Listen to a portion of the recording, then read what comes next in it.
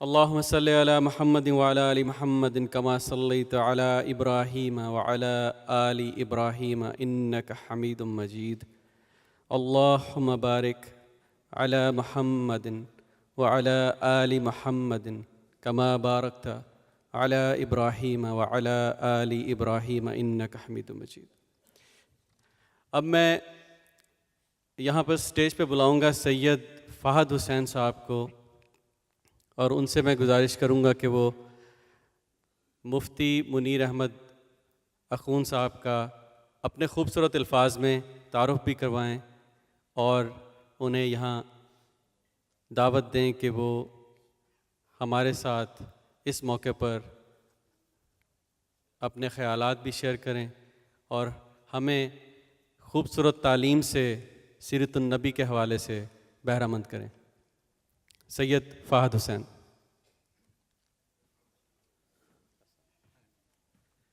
अस्सलामु अलैकुम वरहमतुल्लाहि वबरकातुहू।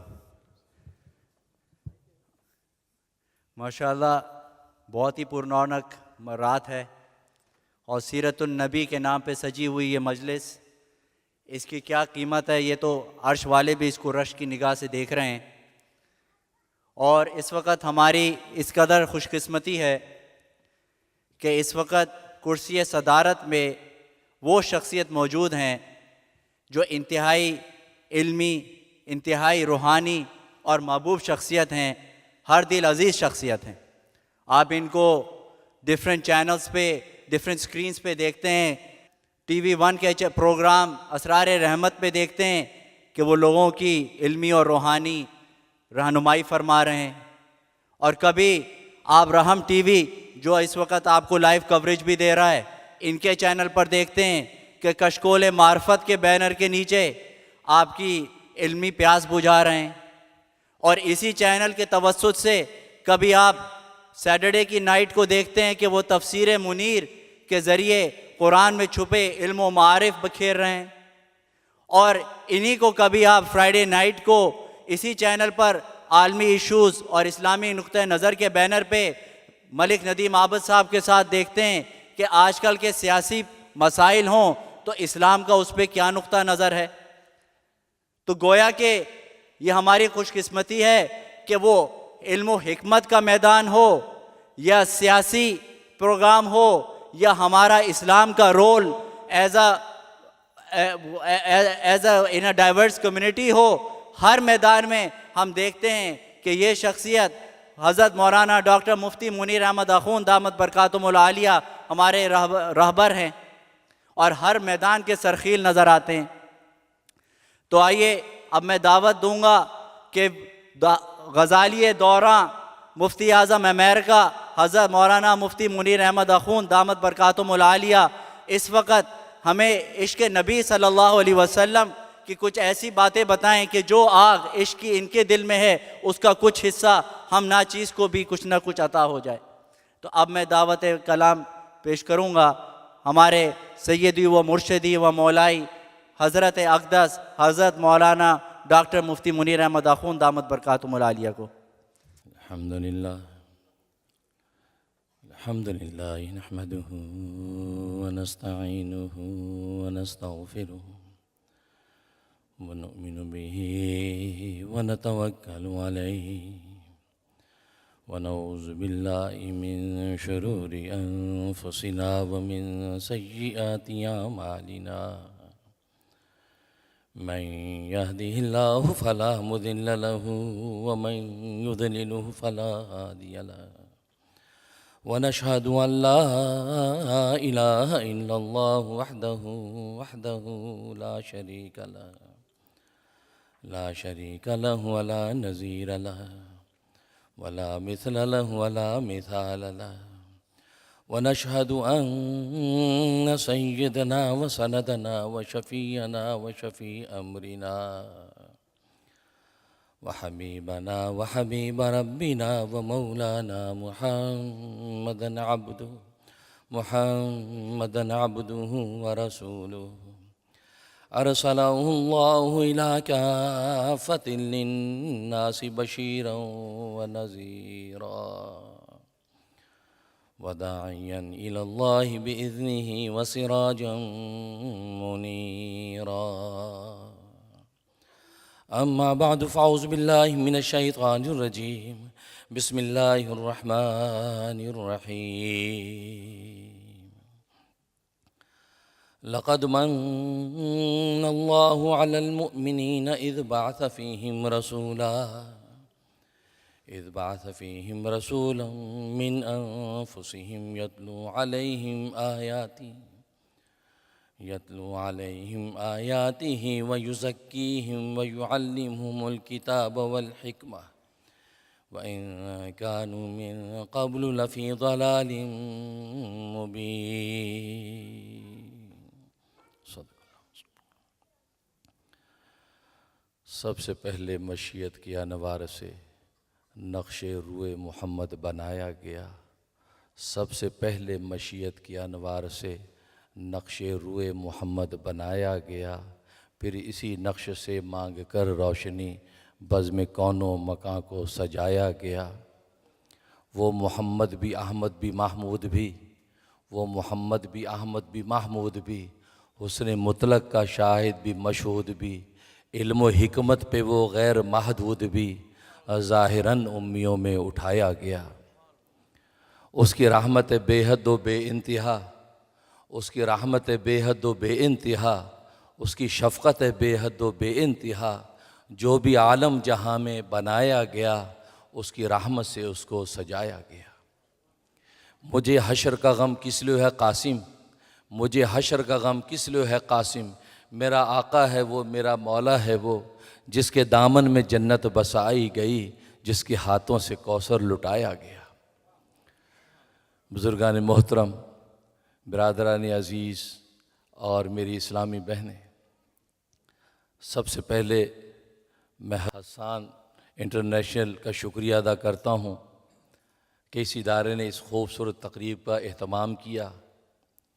और मैं दुआगो हूँ बिरादर मुकर्रम जनाब अमजद हुसैन के लिए कि जिन्होंने इस खूबसूरत तकरीब में दास्तान इश्क़ मोहम्मद दोहराने का मौका दिया। और उन तमाम मुंतज़मीन, मुआविनीन और मुहिब्बीन और शुरकाए मजलिस के लिए दुआगो हूँ कि अल्लाह तबारक व तआला उनको उनकी खिदमात का और ताउन का बेहतरीन बदला अता फ़रमाए। रबीउल अव्वल की आमद है और इस्तक़बाल रबीउल अव्वल की निस्बत से ये तकरीब मुनक़्क़िद की गई है। और इसमें शक नहीं कि रबीउल अव्वल का महीना अपने अंदर वो कमालात और फ़ज़ाइल रखता है कि इस तरह के कमालात और फ़ज़ाइल किसी दूसरे महीने को हासिल नहीं हैं।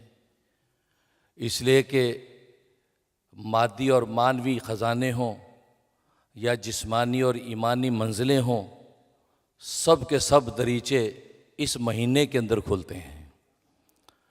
इसलिए कि रबीउल अव्वल के महीने में 4 ऐसे अजीम शान वाक़यात रूनुमा हुए हैं कि ऐसे वाक़यात की नज़ीर किसी दूसरे महीने में मिलती नहीं है। इसलिए कि ये वो महीना है कि जिस महीने में वजह तख्लीक़ कायनात नबी आखिरुज़्ज़मा मोहम्मद मुस्तफ़ा अहमद मुज्तबा सल्लल्लाहु अलैहि वसल्लम की ज़ाहिरी विलादत रूनुमा हुई और सारी दुनिया ने आपका जमाल देखा। और ये वो महीना है कि जिस महीने में सरकारे दो आलम सल्लल्लाहु अलैहि वसल्लम को नबूवत अता हुई और दुनिया ने आपका कमाल देखा। ये वो महीना है कि जिस महीने में आपकी ने हिजरत मदीना की, मक्का से मदीना की तरफ आप गए हैं तो सारी दुनिया ने आपका एहसान और नवाल देखा। ये वो महीना है कि जिस महीने में सरकारे दो आलम सल्लल्लाहु अलैहि वसल्लम ने वफ़ात और रहलत फरमाई कि सारी दुनिया ने आपकी उम्मत का हाल देखा। इसलिए कि वो नबी कि जो 23 साल के अरसे के अंदर अबू बकर को सिद्दीक़ बनाता है, उमर को फ़ारूक बनाता है, उस्मान को गनी बनाता है, अली को मुर्तज़ा बनाता है, सहाबा को अशरा मुबशरा बनाता है। उसने 1,44,000 सहाबा की ऐसी जमात तैयार कर दी जो अपने वक़्त के सितारे थे, और वो आफ्ताब नबुव्वत था।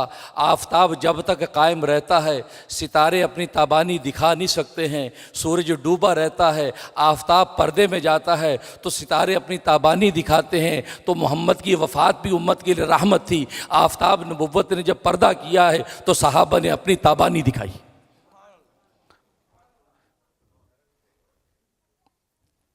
इस्लाम का ज़माने में सिक्का बिठा दिया, अपनी मिसाल आप है यारान मुस्तफ़ा।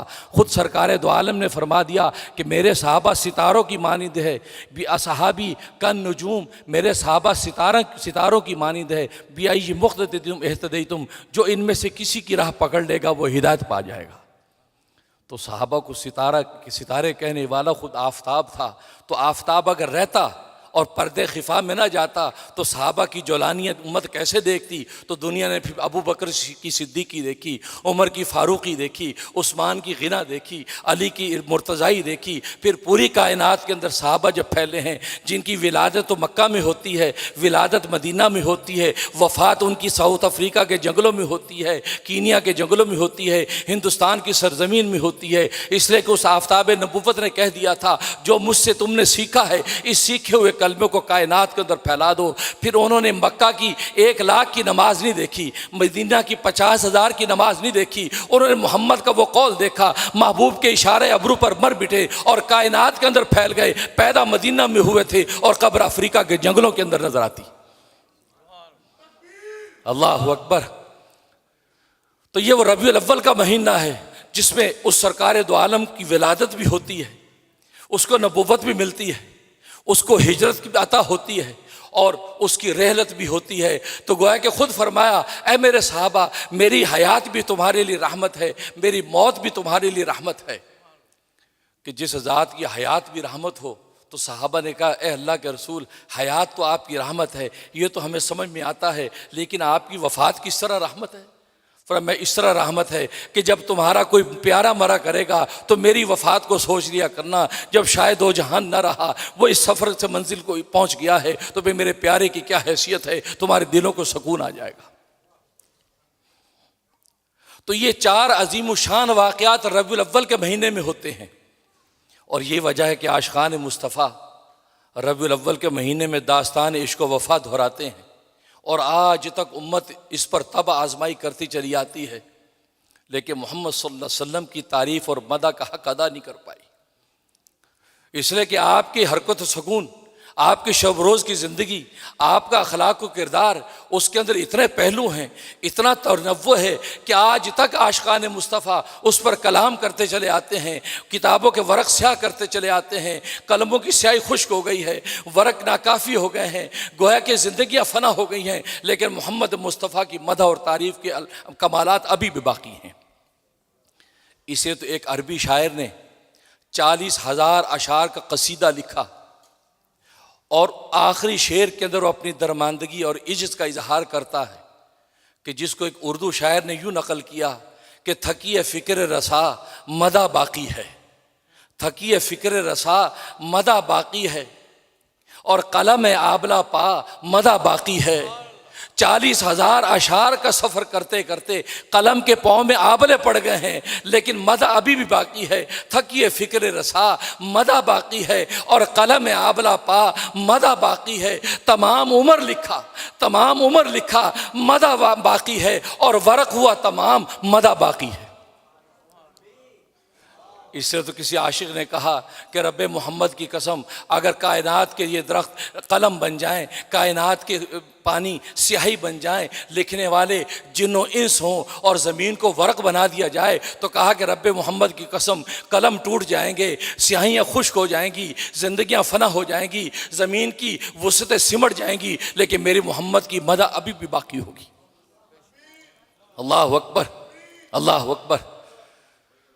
तो हकीकत यह है कि सरकार दो आलम सल्लल्लाहु अलैहि वसल्लम की मदा के इतने पहलू हैं कि आज तक उम्मत उस पर गोते लगाती चली आ रही है, लेकिन उसके तह तक पहुंचने की ताब किसी को नहीं है।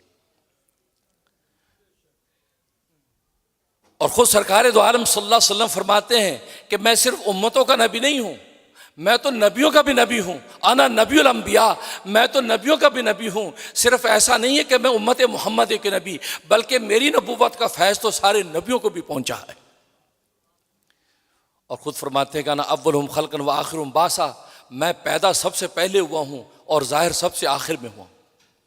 और मैं उसकी मिसाल देते हैं कि प्रकार के ज़रिए से जब दायरा खींचा जाता है तो प्रकार की सुई से पहले मरकज़ी नुक्ता मुतय्यन किया जाता है, फिर पेंसिल से दायरा खींचा जाता है। और दायरे का ये उसूल है कि नुक्ता इब्तदा और नुक्ता इंतहा जब आपस में मिलते हैं तो दायरा मुकम्मल हो जाता है। जब प्रकार हटती है तो मरकज़ी नुक्ता ज़ाहिर हो जाता है, जो बना पहले था ज़ाहिर आखिर में हुआ। फरमाया बिल्कुल इसी तरीके से जब कुदरत की प्रकार ने दायरा नबूवत बनाने का इरादा किया, सबसे पहले मरकज़ी नुक्ता मुतय्यन किया, उसके बाद इब्तदा आदम अलैहिस्सलातु वस्सलाम से हुई, इंतहा ईसा अलैहिस्सलातु वस्सलाम पे हुई। जब ये दोनों नुक्ते आपस में मिले हैं तो दायरा नबूवत तो मुकम्मल हो गया। जब कुदरत की प्रकार हटी है तो मोहम्मद मुस्तफ़ा की नबूवत का नुक्ता जाहिर हो गया। अना अव्वलुहुम खल्क़न व आखिरुहुम बासा, मैं बना सबसे पहले था, ज़ाहिर सबसे आखिर में हुआ हूँ। मबदा मुंतहा जब आपस में मिले हैं, आदम और ईसा जब आपस में मिले हैं और उनकी मुमासलत की वजह से अल्लाह तबारक व तआला ने आदम को अगर आसमानों पे से ज़मीन पे आबाद कर दिया था तो ईसा को ज़मीन से आसमानों पे आबाद कर दिया। आदम को माँ बाप के बगैर पैदा किया था तो ईसा को बगैर बाप के पैदा कर दिया। और कुरान ने कह दिया इन्ना मसला ईसा इंदल्लाहि कमसली आदम, ईसा की मिसाल अल्लाह तबारक व तआला के नज़दीक ऐसी है जैसे आदम की मिसाल है।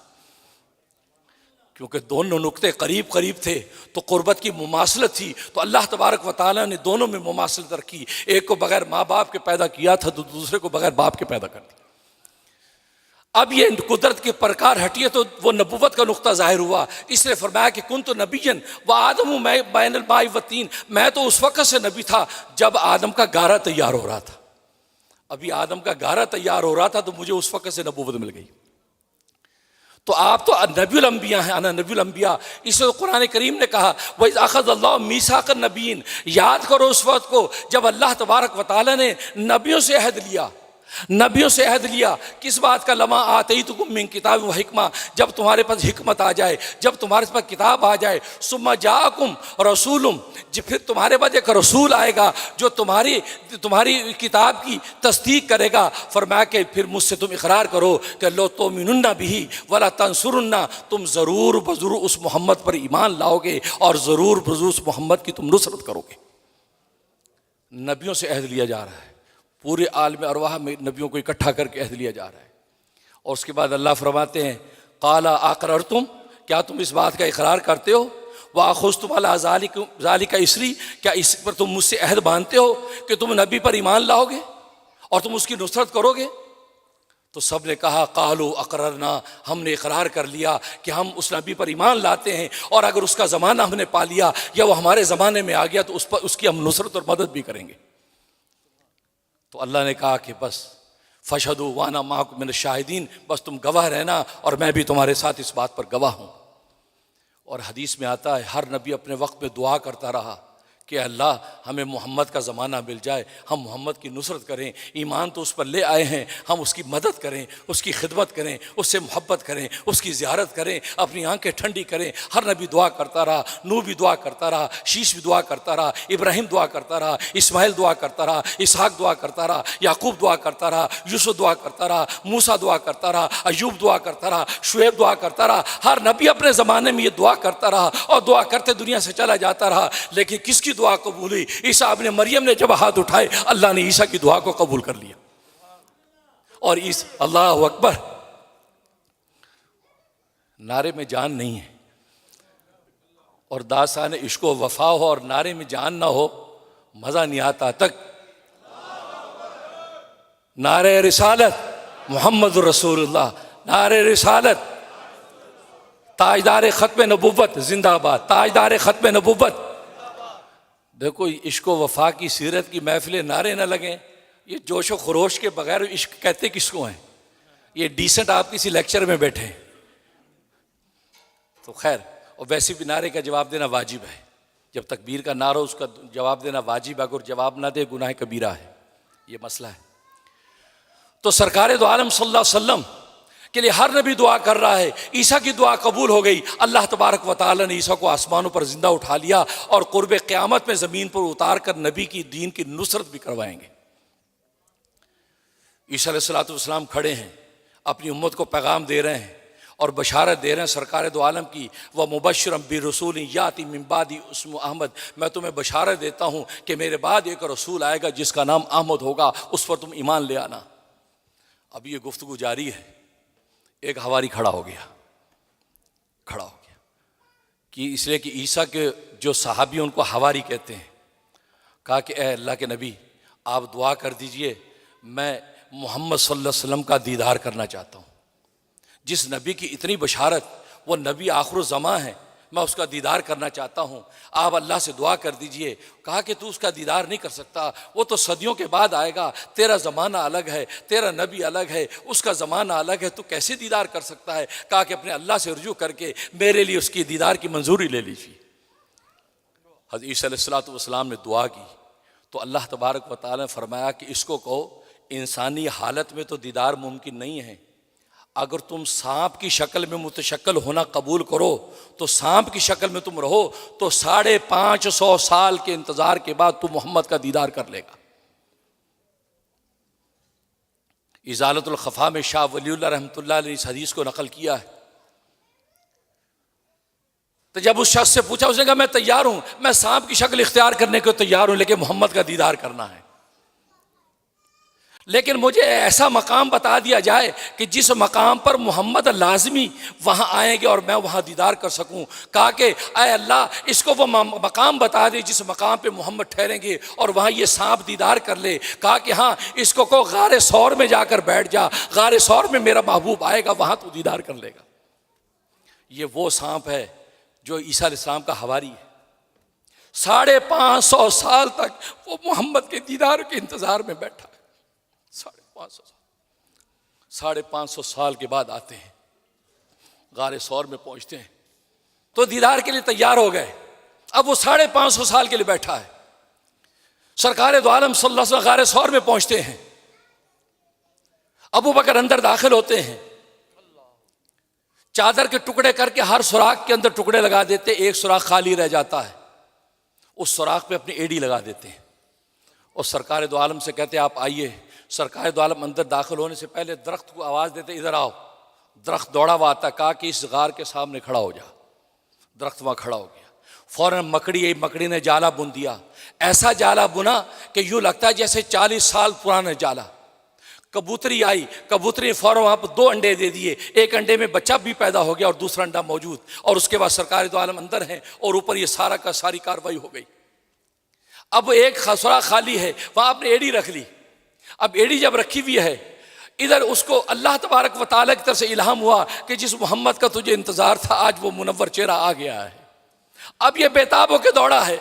जब दौड़ा है तो सामने से रास्ता बंद है, बार बार टक्कर मारता है कि सामने कौन है। 1-2 दफ़ा उससे टक्कर मारी है, लेकिन अबू बकर तो मोहम्मद को बचाने के लिए बैठा कि पता नहीं कोई मुज़ी जानवर ना आ जाए। यहाँ तक कि उसने गुस्से में उसको डस लिया। जैसे डसा है, तकलीफ की शिद्दत उनकी टांग में आई है। आपने पांव तो नहीं हटाया, लेकिन तकलीफ से आंखों से आंसू जारी होने लगे। रसूलुल्लाह आपकी गोद में सर रख के लेटे हुए हैं, आपके माथे पे जो आंसू पड़े तो आंख खोली। अबू बकर क्या हुआ? कहा कि अल्लाह के रसूल, मुझे सांप ने डस लिया है और मुझे सांप के डसने पर अपनी मौत का खौफ नहीं है, मुझे इस बात का डर है कि अगर इस सांप के डसने से मैं मर गया और ये कुफार आप तक पहुंच गए तो पता नहीं आपकी कैसी बेहुरमती करेंगे। बस मुझे ये खौफ है, ये गम मुझे खाया जाता है, इस गम की वजह से मेरी आंखों से आंसू हैं। तो कुरान की आयत उतर आई, क्या कर, ला ताहज़न इन्नल्लाह माना, ए अबू बकर तू हुज़न ना कर, गम ना कर। इसलिए कि गम में ये टेक्निकल बात होती है, गम दूसरे के लिए होता है, खौफ अपने लिए होता है। लिहाजा खौफ का लफ्ज़ नहीं उतरा, ला तखफ, तो खौफ ना कर। खौफ अपनी ज़ात के लिए होता है, उसको अपनी ज़ात के लिए कोई खौफ नहीं था, मोहम्मद की ज़ात का गम था। इसलिए कुरान का ला तहज़न, तो गम ना कर, अल्लाह हमारे साथ है। अबू बकर फरमाते मेरे दिल को तस्कीन हो गई। और रसूलुल्लाह फरमाया कि देख तो सही, तूने किसका रास्ता रोका है? ये तो वही सांप है जो मेरे भाई ईसा का हवारी था, जिसे मेरे दीदार की तमन्ना कर रखी थी। तूने उसका रास्ता रोका, उसने मेरी मोहब्बत में तुझे डसा है, अदावत में नहीं डसा। अल्लाह अकबर। मोहम्मद अब यहाँ बैठे हैं, कुफार पहुँच गए, यहाँ तक कि गार के पास खड़े हैं। अबू बकर फरमाते हैं कि अगर वो अपने पाँव की तरफ देखते तो हमें देख लेते। तो मैं खौफजदा हुआ, तो मैंने रसूलुल्लाह से कहा, या रसूलुल्लाह, मुझे प्यास लगी है। आपने फरमाया कि जाओ गार के दरमियान में जाओ, वहाँ तेरे लिए पानी का इंतज़ाम है। जब मैं वहाँ पहुँचा तो हैरान हो गया कि जन्नत फिरदौस का पानी वहाँ मेरे पास मौजूद। मैंने जब पानी पिया, शहद से ज़्यादा मीठा, वो दूध से ज़्यादा सफ़ेद, मुशी से ज़्यादा खुशबूदार, मैंने वो पानी पिया। मैं वापस लौटा, मैंने कहा या रसूलल्लाह, ये पानी यहाँ गार के अंदर कहाँ से आया? कहा कि अल्लाह तबारक व तआला ने जन्नत फिरदौस की नहरों का जो फरिश्ता था, उस फरिश्ते को हुक्म दिया कि जाओ इस गार के दरमियान में एक चश्मा फिर जन्नत फिरदौस का कायम कर दे, इसलिए कि मेरे अबू बकर को प्यास लगी। आपने पानी पिया। उस पर अबू बकर ने कहा, ए अल्लाह के रसूल, क्या मेरा इतना मकाम अल्लाह की नज़र में है? कहा कि हाँ, तेरा मकाम इससे भी ज़्यादा है, इससे भी ज़्यादा है। कसम है उस ज़ात की जिसने मुझे हक देकर भेजा है और नबुव्वत देकर भेजा है, उस ज़ात की कसम खा के कहता हूँ, तेरा इतना मुकाम अल्लाह के यहाँ है, अगर कोई शख्स तुझसे दुश्मनी रखेगा, तुझसे अदावत रखेगा, वो जन्नत में दाखिल नहीं हो सकता, भले 70 नबियों जितने अमाल लेकर आए। 70 नबियों जितने भी अमाल अगर लेके आए, फिर भी उसकी बख्शिश नहीं होगी, इसलिए कि वो तुझसे अदावत रखता है। तेरा इतना मुकाम अल्लाह के यहाँ। कहा कि उस वक्त हम बैठे हैं, अब ये लोग सामने आ गए, नीचे से हम देख रहे हैं, गुफ्तगू कर रहे हैं। अब डर है कि किसी वक्त अंदर आ सकते हैं। तो मैंने कहा कि अल्लाह के रसूल, अगर हम पकड़े गए तो क्या होगा? अगर इन्होंने हमें देख लिया तो क्या होगा? अल्लाह अकबर। और रसूल ने फरमाया कि नहीं, हम किसी दूसरे रास्ते से निकल जाएंगे। तो मैंने सोचा कि रास्ता तो एक ही है, गार का धाना एक ही है, ये दूसरा कौन सा रास्ता नबी कह रहे हैं? कहा कि मैंने जरा पीछे की तरफ देखा तो पीछे एक और धाना बना हुआ है, और अल्लाह ने समंदर के साहिल को गार के साथ लगा रखा है, और वहाँ एक कश्ती खड़ी है, वहाँ एक कश्ती खड़ी है। कहा कि अबू बकर, अल्लाह ने ये दूसरा मेरे लिए इंतजाम कर रखा है, अगर इन्होंने हमें देख लिया, हम उस धाने से निकल कर कश्ती पर बैठ कर निकल जाएंगे। इस गार के अंदर ऐसे अजायबात हुए हैं कि सारी रात उस अजायबात पर सुनने में गुजर जाए आपकी। खैर, वो कुफार वहाँ से लौटे हैं। सुराक़त इब्न मालिक पीछे लगा है। सुराक़त इब्न मालिक उस वक्त तक मुसलमान नहीं हुए थे। इस बात को कह के ख़त्म करता हूँ। सुराक़ा ने रसूलुल्लाह को देख लिया। अबू जाल ने 100 ऊँटों का वादा किया, 100 ऊँटनियाँ दूंगा। अब मोहम्मद सल्लल्लाहु अलैहि वसल्लम को जैसे देखा, सुराक़ा कहते, मैंने पुकारा, मैंने कहा मोहम्मद, अब मुझसे तुझे कौन बचाएगा? मैंने तुझे देख लिया है, अब मैं तुझे पकड़ के अबू जाल के हवाले कर दूंगा। जब ये बात कही तो आपने फरमाया, क्या सुराक़ा, मुझे वो बचाएगा जो क़हार है, मुझे वो बचाएगा जो जब्बार है, मुझे वो बचाएगा जो अकेला है। जब ये बात कही तो आसमान से जिब्राइल उतर आए। जिब्राइल ने कहा, ए मोहम्मद, अल्लाह ने सारी ज़मीन तेरे कब्ज़े में दे दी है, इस ज़मीन को तू जो हुक्म करेगा वो तेरी हुक्मबरदारी करेगी। बस ये कहना था। मैंने ज़मीन से कहा, ज़मीन इस सुराक़ा को पकड़ ले। बस ये मैंने जैसे कहा, सुराक़ा की ऊँटनी के कदम ज़मीन में धंस गए। सुराक़ा खुद कहता है, चारों के चारों कदम ज़मीन में धंस गए और पेट तक मेरी ऊँटनी धंस गई और नीचे गिर गया।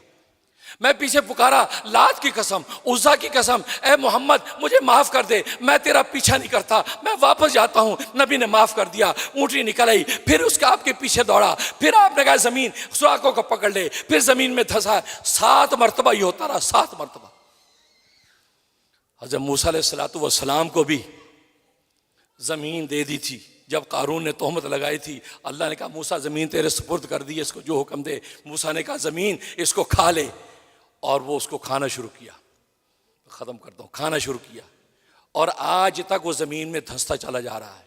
तो अल्लाह ने कहा कि ए मूसा, वो 70 मरतबा तुझसे दरख्वास्त करता रहा, मुझे माफ़ कर दे। अगर एक मरतबा मुझे कह देता, मैं उसको माफ़ कर देता।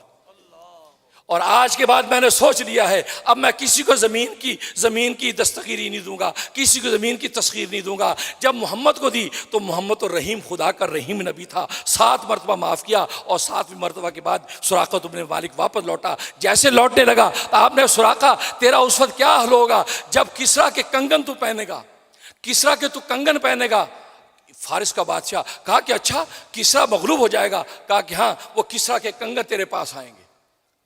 फिर खैर वो वक्त आया कि जब सुराक़ा मुसलमान हो गया, उम्र फ़ारूक का ज़माना आया, फ़ारिस फतह हुआ, किसरा के ख़जाने आपके कदमों में आए, मस्जिद नबी के अंदर किसरा के ख़जाने पड़े हैं और किसरा के वो कंगन आए। अब वो हज़रत उमर ने कहा कि सुराका तुम्हारे मालिक को बुलाओ, इसलिए कि नबी ने सुराका से कहा था कि तू किसरा के कंगन पहनेगा, आज अपने महबूब की बात मैं पूरी करूँगा। और किसरा के कंगन उठा के उसको पहना दिए, कहा कि मेरी मोहम्मद का वादा सच्चा हो गया। मेरे दोस्तों बुज़ुर्गों, इस्लामी बहनों, मज़ामीन बहुत हैं, लेकिन इसी पर इत्तेफाक करता हूँ, इसलिए कि इश्क की दास्तान तो इतनी तवील है, ख़त्म होने वाली नहीं है। लेकिन अल्लाह से दुआ है कि अल्लाह तबारक व तआला आज की इस मुबारक रात के अंदर और मुबारक तकरीब के अंदर अल्लाह तबारक व तआला हमारा आना कबूल मंजूर फरमाए।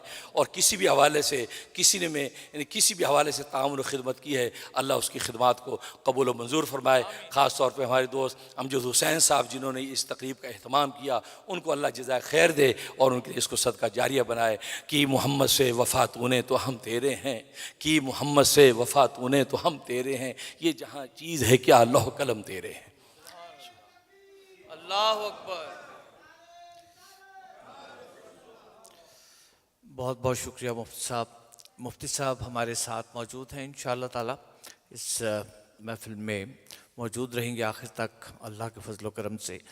मैं 1 मिनट की सिर्फ ये बात करना चाहता हूँ कि आज जो लोग यहाँ पर बैठे हैं और जिस मकसद के लिए हम लोग जमा हैं, अल्लाह ताला हमारा आना कबूल करे, अल्लाह हमारा बैठना कबूल करे।